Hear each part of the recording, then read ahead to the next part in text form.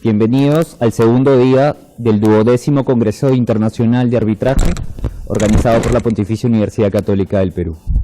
Antes de comenzar nuestra sesión, les recordamos que este auditorio cuenta con dos salidas de escape, una en la parte media y otra en la parte superior. Asimismo, mucho les agradeceremos que puedan apagar sus teléfonos móviles o ponerlos en modo silenciador. La primera mesa de este día se titula «Hacer o no hacer, analizando los deberes de los árbitros». Tenemos como moderador al doctor José Carlos Taboada Mier. Él es secretario arbitral del Centro de Análisis y Resolución de Conflictos de la Pontificia Universidad Católica del Perú, representante de esta universidad en diversos congresos de debate, cuenta con especialización en arbitraje, contrataciones con el Estado y derecho administrativo. El doctor Walter Albán Peralta, abogado de esta casa de estudios, profesor principal de la Pontificia Universidad Católica del Perú y miembro de la Corte de Arbitraje del Centro de Análisis y Resolución de Conflictos de esta universidad.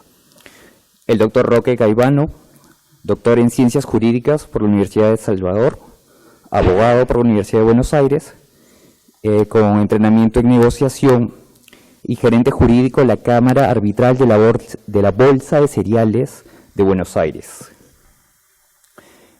Y el doctor Luis Arequipeño Tamara, MBA por la Universidad de San, abogado por la Universidad Católica del Perú, experto en temas de Derecho y Gestión Pública, cuenta con 21 años de experiencia en el ejercicio profesional. Asimismo, es gerente legal del Organismo Supervisor de Inversión Privada en Telecomunicaciones, OCIPTEL. Cedemos el uso de la palabra al moderador de esta mesa. Gracias. En verdad agradecer la oportunidad de poder estar acá y conversar con dos miembros de la Corte y un árbitro de reconocida trayectoria internacional.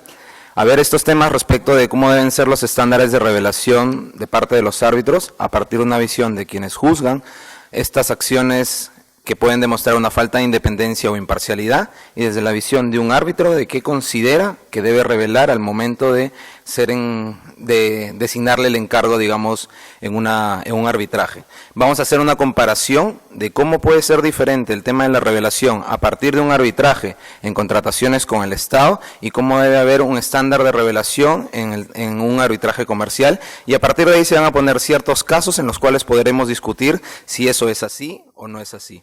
En la primera parte de esta mesa, quien va a iniciar la exposición va a ser el doctor Walter Albán, con la primera pregunta central, que es: ¿debería existir un estándar de revelación en el arbitraje en contratación pública?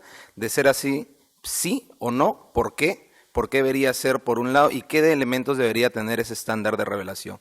A continuación, después de esa parte, hablará el doctor Roque Caivano y nos hablará un poco de cuáles son los estándares de revelación que se tiene en el arbitraje internacional y cómo son usualmente los casos que se van presentando en el día a día de parte de los árbitros cuando se enfrentan a ciertas disposiciones o a ciertos casos que, digamos, pueden ser bastante delicados al momento de revelar. Haremos ciertas preguntas para buscar la postura que tienen los dos ponentes en este caso respecto de ciertos, digamos, casitos, por decirlo así, pequeños. Por último, va a cerrar el doctor Arequipeño, donde va a tratar si es que debería repensarse los requisitos para ser árbitro en contrataciones con el Estado y si es que debe tener solo elementos objetivos o debe también estar configurado por elementos subjetivos. ¿Qué elementos objetivos deberían ser? ¿Quién los debería determinar? Y estos elementos subjetivos, ¿cómo deberían ser evaluados? Y cómo de una manera puede ser totalmente transparente y de una manera objetiva para poder ser analizados. Los moderadores tendrán un tiempo los ponentes tendrán un tiempo de 10 minutos para realizar sus intervenciones, y le cedemos la palabra al doctor Walter Albán para iniciar esto. Bien, muchísimas gracias. Buenas noches ya con todos ustedes. Son 10 minutos, voy a tener que ir bastante rápido, pero creo que son ideas fuerza que podemos después ampliar en un diálogo. Y sobre esto sí me parece importante, además saludando a mi amigo Roque Caivano, que no nos veíamos hacía ya una buena cantidad de años, pero creo que es muy importante, que podamos aprovechar presencias de gente tan experimentada como él y discutir algunos de estos temas que en gran medida, creo yo, tienen particularidades especiales en el caso del Perú.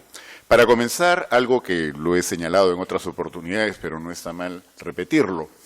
En el Perú probablemente se llevaban una docena de arbitrajes por año si es que exagero un poco, ¿no?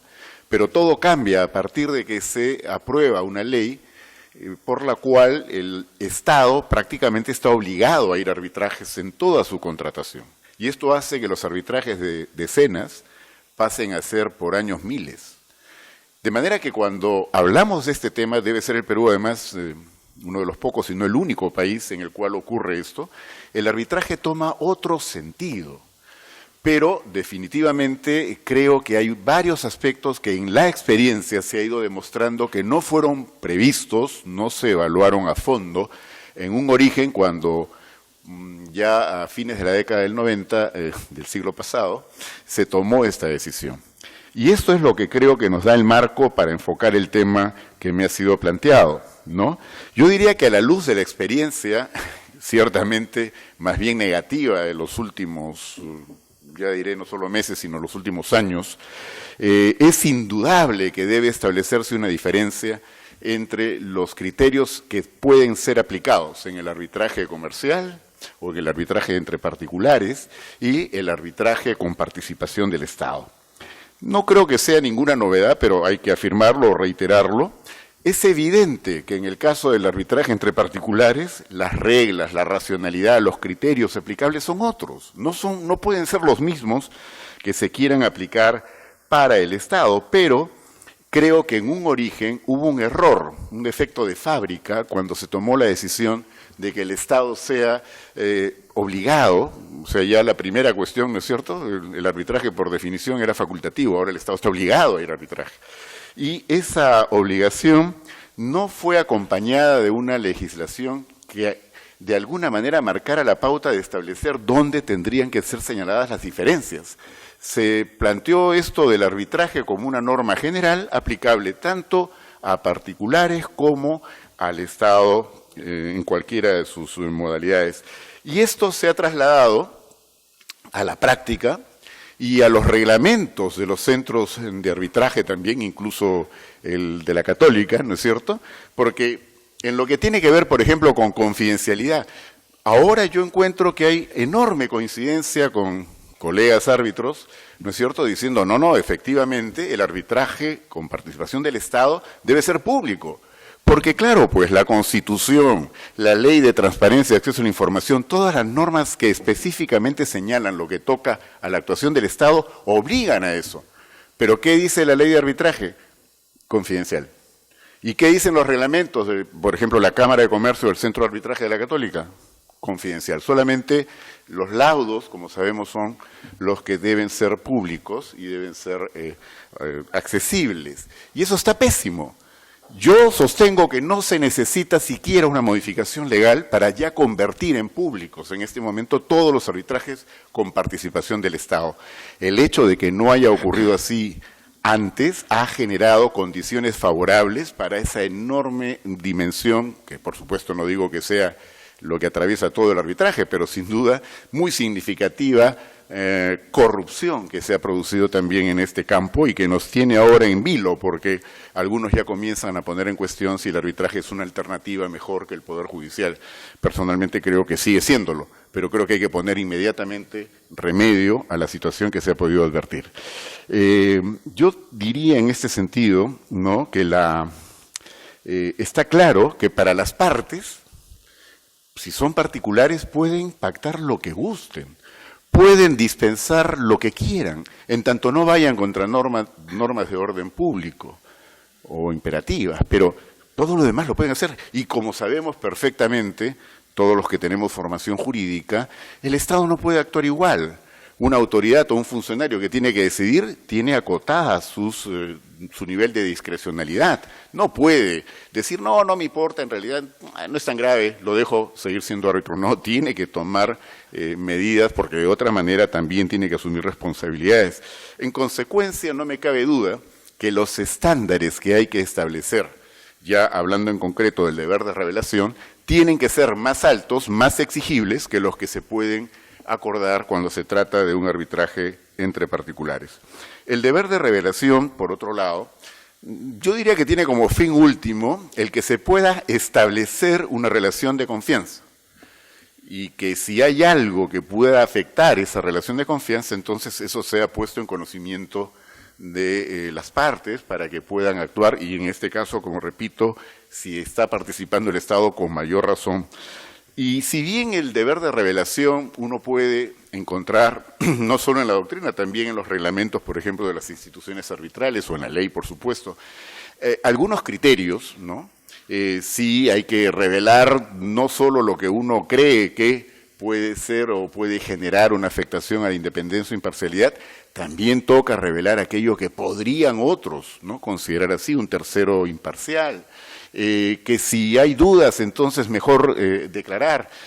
Muy bien, todo eso son criterios, pero evidentemente no puede haber, ¿no es cierto?, una normatividad que se ponga en todas las situaciones, porque cada caso, cada proceso arbitral tiene particularidades que obligan a aplicar esos criterios y tener entonces la posibilidad de formarse digamos, una idea que permita resolver el caso concreto cuando se pone en cuestión si se ha cumplido o no con ese deber de revelación. En la práctica, sin embargo, aun cuando estos criterios son muy claros, yo creo que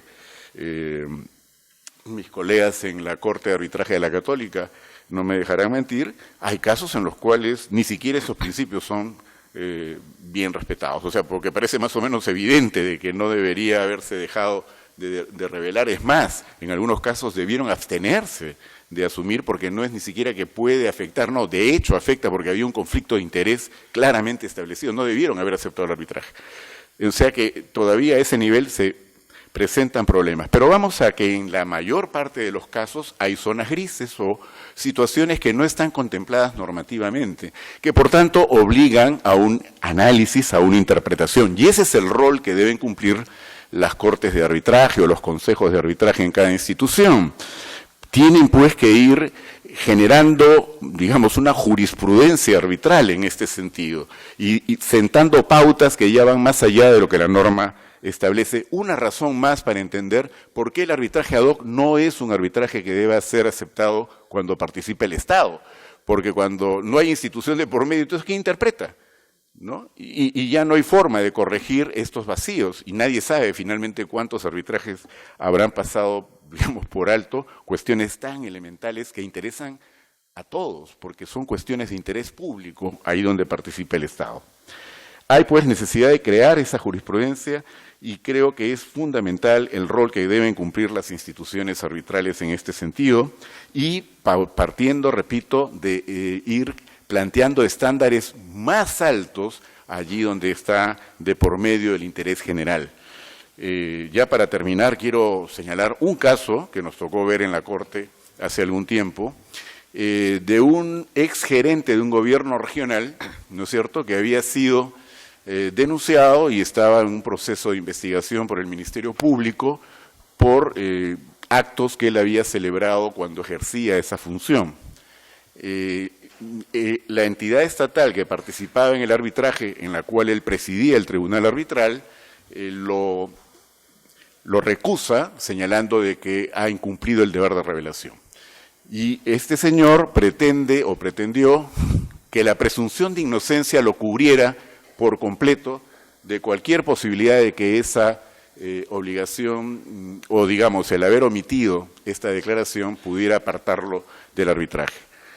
Se discutió ampliamente el asunto y se llegó al acuerdo de que no, porque así como no basta que una simple denuncia penal y un proceso en el que uno pueda verse involucrado sea razón suficiente para decir que una eventual recusación será declarada fundada, tampoco basta, ¿no es cierto?, que se diga presunción de inocencia, porque lo que estamos evaluando aquí, o lo que le toca evaluar a una corte de arbitraje, es, ¿hay razonabilidad, hay causa suficiente para que se pueda discutir o poner en cuestión el deber, los principios de imparcialidad e independencia? Eso es suficiente. No estamos juzgando si la persona es culpable o es inocente.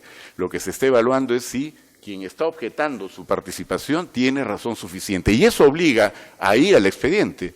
Claro, Me dirán, no, pero ¿cómo nos vamos a meter a temas de fondo? No, no nos metemos a temas de fondo. Lo que tenemos que ver, por ejemplo, como en este caso, era de que los elementos que habían sido ya señalados en la investigación daban suficientes elementos, o sea, suficiente materia para que se pudiera entender que allí había mucho que investigar y en consecuencia no era, digamos, una recusación que estuviera un poco jalada de los cabellos o que no tuviera algún tipo de fundamento. Había fundamento suficiente para eso.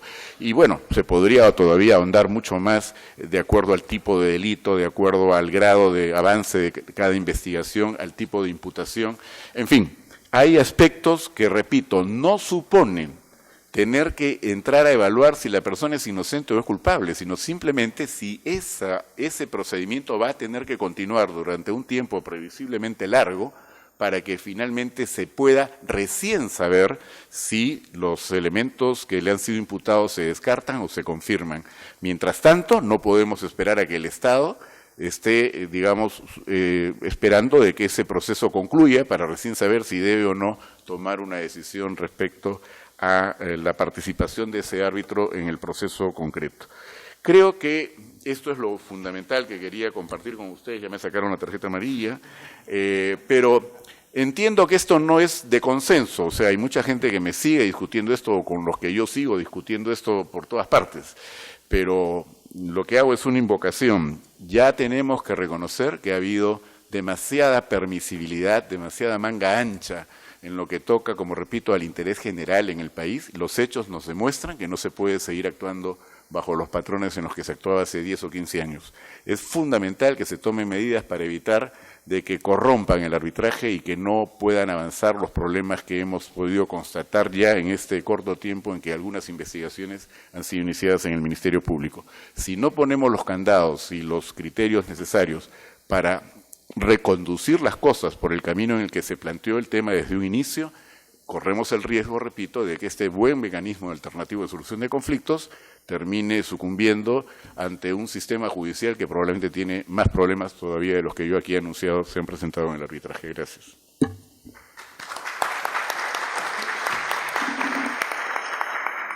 Muchas gracias, doctor Albán. De la mano con el tema de la revelación de los árbitros y los procesos que tiene, una pregunta. ¿Usted considera qué tan detallado debe ser la lista de lo que revela un árbitro? Pongo un ejemplo.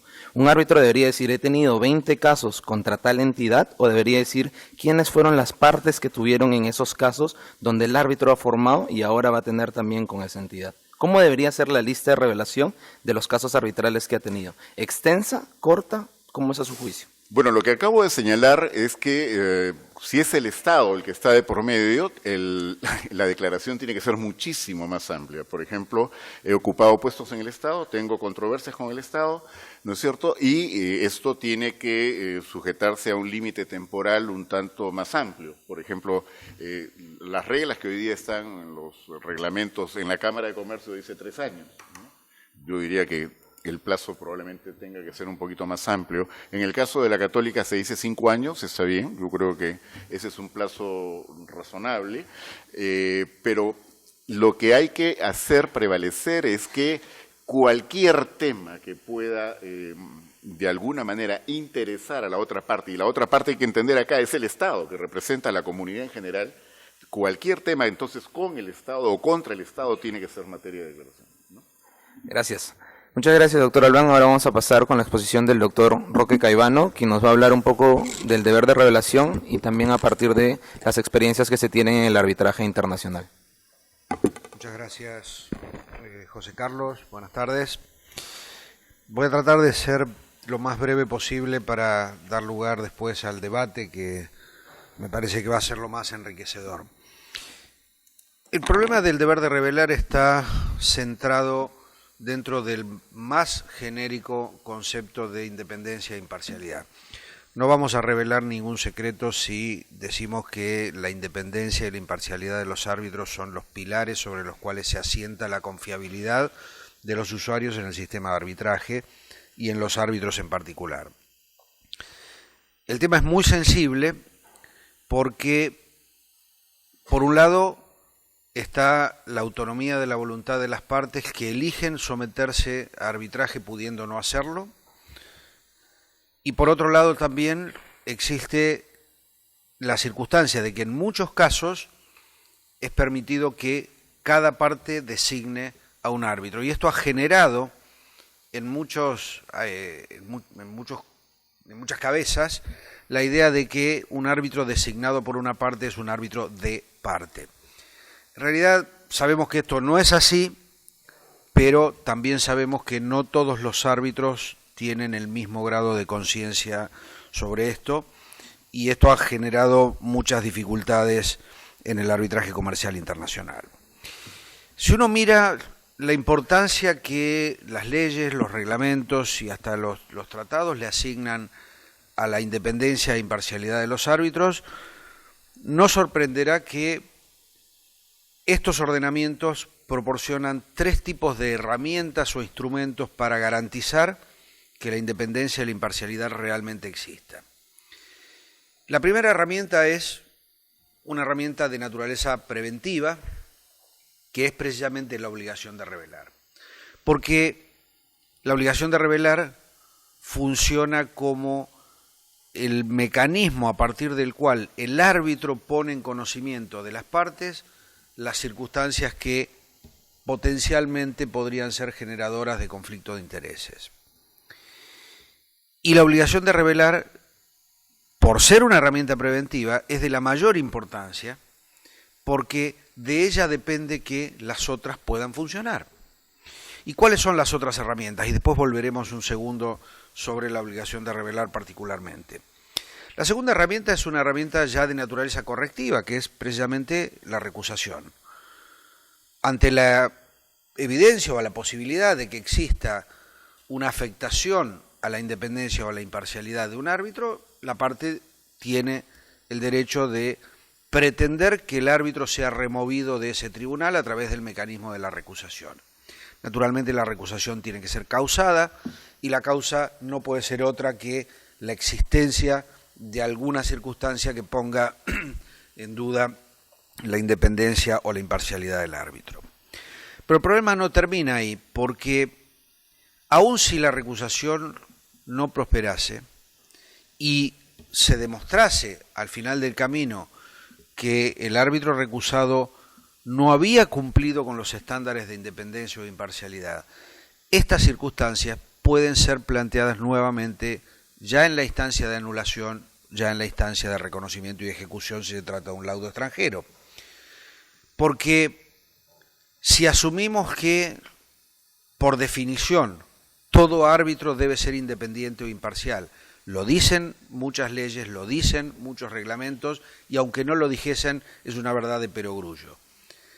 Si se pudiese demostrar que un árbitro no fue independiente o no fue imparcial, lo que sobrevendría es una posible causal de anulación por haber estado el tribunal irregularmente constituido, porque la constitución regular del tribunal exige que los árbitros sean independientes e imparciales. Y esta es una causal de anulación genéricamente planteada en casi todas las leyes de arbitraje.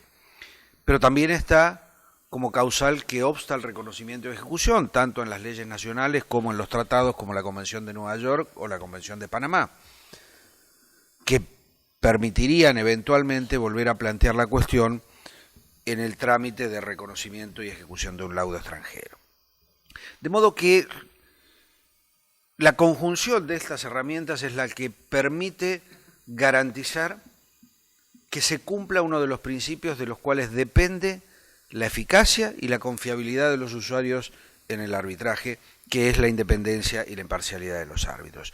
Y como vimos, esto nace de la primera herramienta preventiva, que es la obligación de revelar.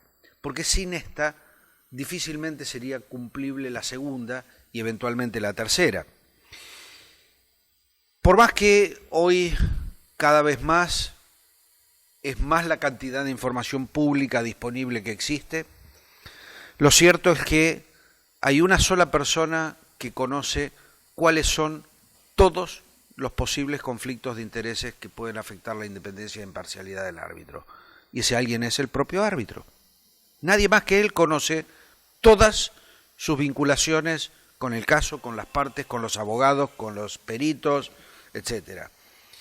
Y además de, como señalaba Walter, la obligación de revelar está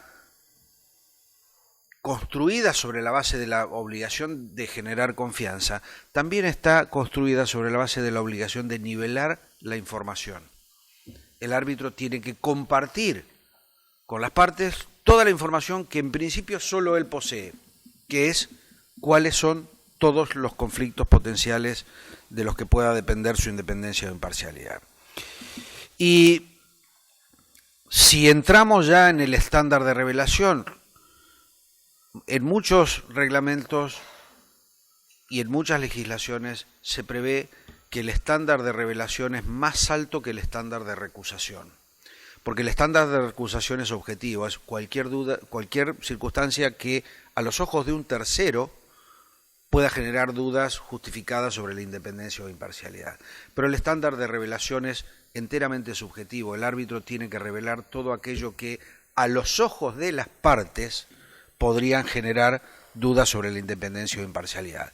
Esto es, el árbitro tiene que hacer el ejercicio de ponerse en los zapatos de las partes y pensar, si yo fuese parte, conocer o no conocer determinada circunstancia, ¿me generaría o no me generaría dudas? Y si la respuesta es sí, tiene que revelar.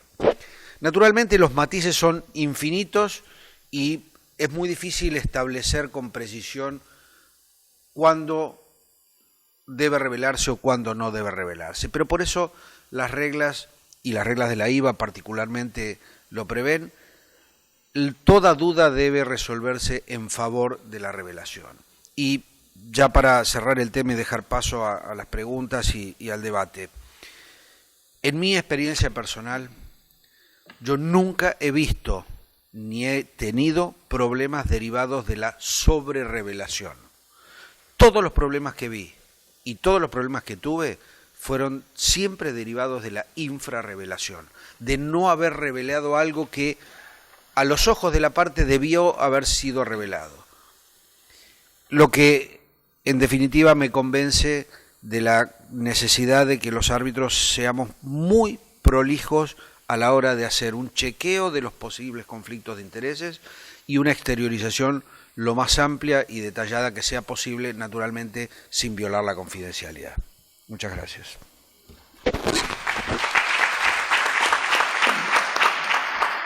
Muchas gracias, doctor Caivano. Respecto del arbitraje internacional, se ha discutido mucho ahora último el tema de la inclusión de los financiamientos por terceros.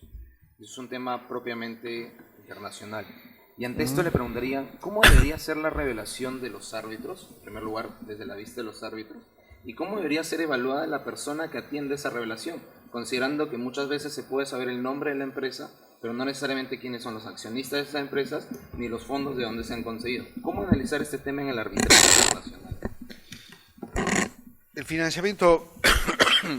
financiamiento por terceros en arbitraje es una figura que en América Latina es relativamente novedosa, pero que en otras partes del mundo tiene años y hasta décadas de ser utilizada, no solo en el financiamiento de arbitraje, sino en el financiamiento de procesos judiciales, que es donde originalmente arrancó esta industria. La cuestión con el financiamiento de terceros es que requiere que la parte financiada haga conocer al tribunal y a su contraparte que está siendo financiada por un tercero, porque de otra manera el árbitro no va a poder revelar lo que no sabe que existe. Entonces, el problema empieza un paso adelante de la obligación de revelar del árbitro, que es la obligación de la parte de revelar que está siendo financiada. Y eso requiere, naturalmente, sujeto a ciertos límites derivados de la propia confidencialidad de la relación jurídica entablada entre el financiado y el financiador, que no solamente se revele la existencia y la identidad del financiador, sino muchas veces algunas de las condiciones del financiamiento, porque no es lo mismo que el financiador haya financiado el 100% del proceso y que tenga una suerte de pacto de quota litis o honorario de éxito sobre el resultado, a que la financiación haya alcanzado apenas una pequeña parte y su remuneración sea no solamente dependiente del éxito o del resultado del proceso. Por lo tanto, la existencia del financiador tiene que ser revelada por la parte y la existencia de ciertas condiciones deben acompañarlo. Frente a eso, naturalmente, el árbitro tiene que revelar cualquier circunstancia que lo vincule o que lo pueda vincular con el financiador, porque una de las últimas modificaciones que se hizo a las reglas de la IVA y en las guías de la CCI para la conducción del arbitraje, lo que se sostiene es que un tercero que tiene un interés en el resultado del pleito debe ser asimilado a una parte. Por lo tanto, a los fines de la revelación, el árbitro debe revelar los posibles conflictos de intereses que tenga con el financiador, como si el financiador fuese stricto sensu una verdadera parte en el proceso. Muchas gracias, doctor Caivano. Vamos ahora, antes de iniciar el tema ya de debate, la última exposición de esta mesa, que es por parte del doctor Alberto Arequipeño, quien nos va a hablar si deberíamos repensar los requisitos para ser árbitro en contratación pública, si hay que repensarlos, cuáles deben ser objetivos, subjetivos, y qué elementos deben ser tomados en consideración al momento de establecer esos requisitos. Bueno, ante todo, muy buenas noches con todos, agradeciendo la invitación del centro para estar aquí como ponente. Y básicamente voy a comentarles algunos temas desde mi experiencia, desde el lado de la función pública. Hace un momento leyeron mi currículum y dijeron que tenía algo así como 21 años de experiencia, ¿no? 21 años de experiencia en el sector público, por si acaso, no soy tan joven, ¿no? Como pueden haberse dado cuenta. Lo que quiero comentarles y compartirles esta noche es lo siguiente, ¿no? Siempre se ha pensado desde la perspectiva de la gestión pública, desde la perspectiva de la administración de los contratos en la administración pública, ¿no? Que los árbitros, ¿no? Que van a arbitrar en arbitrajes institucionales o ad hoc, ¿no? Tengan cierta especialización, ¿no? Y que cumplan ciertos requisitos. No sé si alguno de ustedes habrá hecho el intento de registrarse como árbitro ante el OCE. Lo tortuoso que es, ¿no? Registrar cada uno de los requisitos que se exigen, ¿no? O sea, en el Estado estamos llenos de formalidades, ¿no? Y eso ustedes lo saben porque todos los días, de alguna u otra manera, nos acercamos a hacer algún trámite, alguna gestión ante el Estado. Pero, bueno, la ley de contrataciones y su reglamento, en este sentido, es excesivamente formalista, ¿no? Y se lo digo por una experiencia propia. Intenté registrarme como árbitro en el sistema, el Registro Nacional de Arbitraje del OCE, y la verdad que colgué la toalla, ¿no? Porque la verdad que me resultó sumamente tortuoso registrar todos los requisitos que me exigían, ¿no? Y abandoné el tema, ¿no? Habiendo sido profesor de contratación pública por 3 años en una universidad privada, ¿no? Teniendo tantos años de ejercicio profesional en la gestión pública, habiendo visto numerosos arbitrajes, numerosos temas de contratación pública, no pude inscribir. Bueno, esa es una primera aproximación, ¿no? El tema está en que si los árbitros que van a acceder o que van a ser,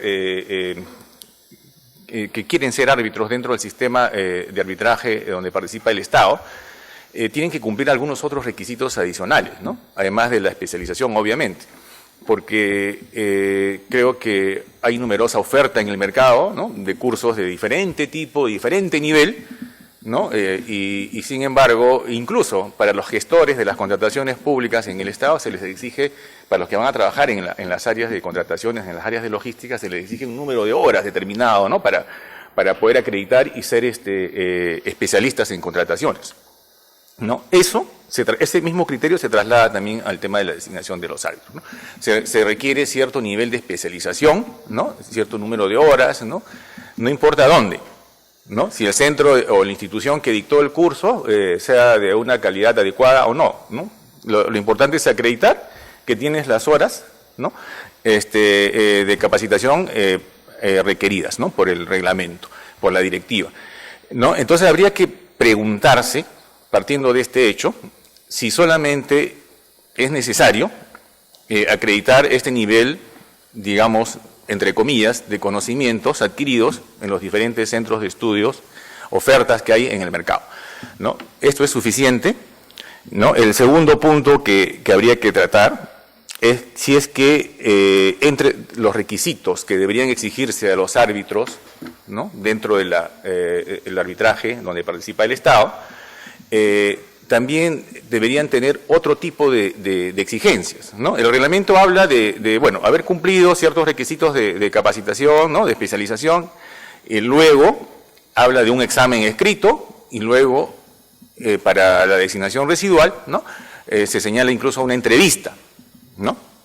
Pero los que alguna vez hemos participado en procesos de selección de personas, y ojo, estamos hablando de una función arbitral, donde se ejerce una función que después de per se es una función pública, no es una función administrativa, es una función pública, ¿no es cierto? Entonces, la complejidad de seleccionar a alguien es bastante difícil, no es tan fácil tomándole exámenes o haciéndoles entrevistas, ¿no? Entonces, ¿cómo perfeccionar los mecanismos de selección, ¿no? ¿Qué requisitos debemos exigir? ¿Cómo acceder al background, a la experiencia, al conocimiento y más que ello, a las habilidades blandas que debe tener, por ejemplo, todo árbitro, ¿no? Sus habilidades de comunicación, de interrelacionarse, de trabajar en equipo, porque muchas veces, ¿no?, el tribunal es un trabajo de equipo, no es el trabajo de uno.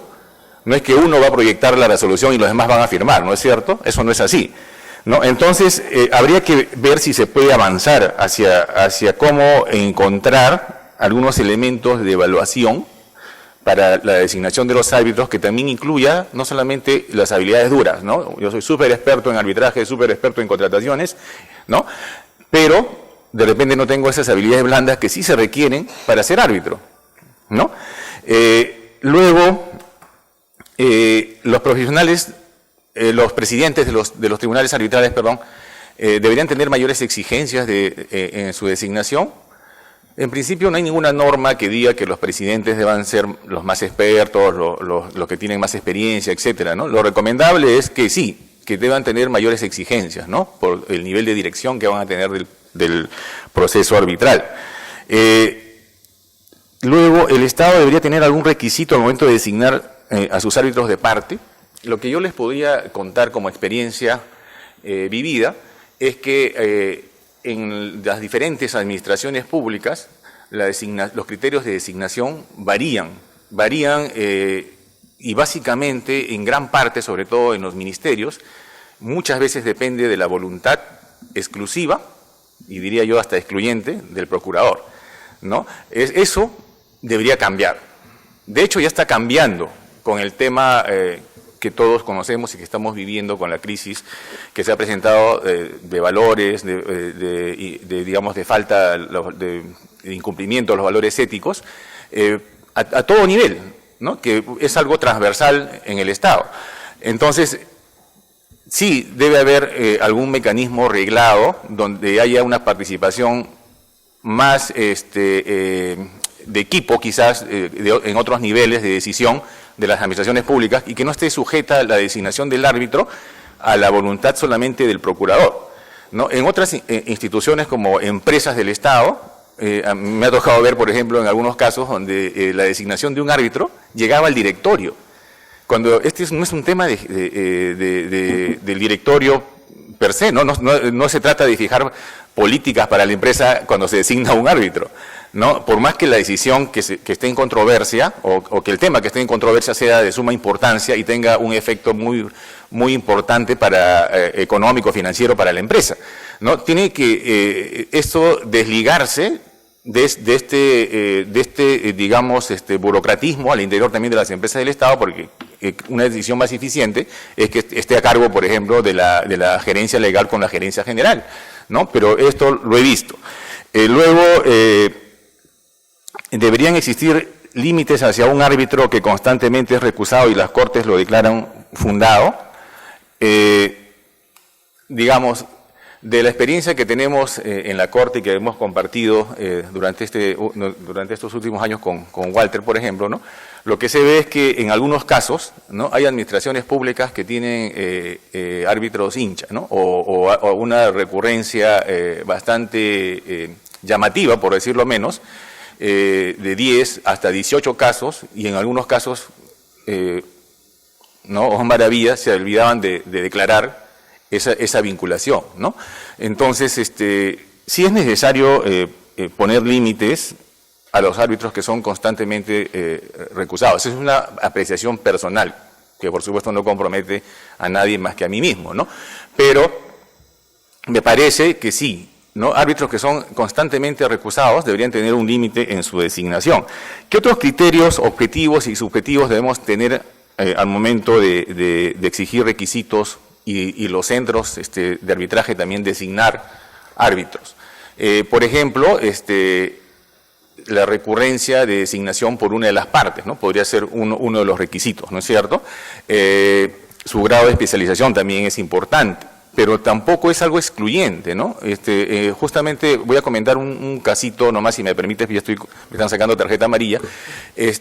En la Corte alguna vez se nos comentaba el caso, por ejemplo, de un profesor de esta casa de estudios, ¿no?, que ha escrito numerosos libros sobre derecho procesal civil, ¿no?, experto en derecho procesal civil, y que fue recusado por una de las partes porque no tenía especialización supuestamente en contratación pública, ¿no?, lo cual realmente llamaba la atención, ¿no?, porque profesional sí había tenido otros arbitrajes y sobre contratación pública, ¿no?, pero a ese nivel llegan a veces también las recusaciones, ¿no? Se trata de ver, pegados a la ley y su reglamento, ¿no?, si el árbitro designado tiene esa especialización o no la tiene, ¿no? Entonces, esto hay que verlo rodeado de otros elementos quizás para tratar de tener una respuesta más objetiva, ¿no? Y bueno, y finalmente, quizás cierro con esta reflexión, ¿no? Estamos viviendo épocas bastante duras con relación al cuestionamiento del funcionamiento y la actuación, ¿no?, de muchos profesionales vinculados a los procesos judiciales, al Ministerio Público y también en los temas arbitrales.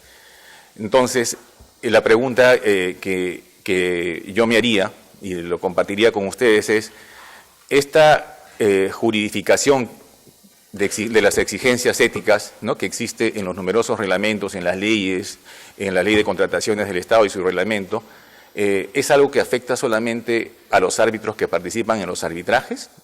¿O es algo que también está afectando al arbitraje como institución, ¿no? Tengo una apreciación muy personal también. A mí me parece que esta juridificación, este incumplimiento de estas exigencias éticas está afectando tanto al árbitro, que será pasible de recusaciones y de sanciones, como a la institución del arbitraje. Pero creo que también con bastante conocimiento de causa que hay esperanza, ¿no? Porque no estamos hablando de todos los árbitros, como tampoco podríamos hablar de todos los jueces o de todos los policías que han cometido actos de corrupción, ¿no? Entonces, de lo que se trata es ser bastante claros en los principios, ¿no?, y analizar caso por caso, porque no todos los casos son iguales, para poder determinar efectivamente si se están incumpliendo estas exigencias éticas. Gracias.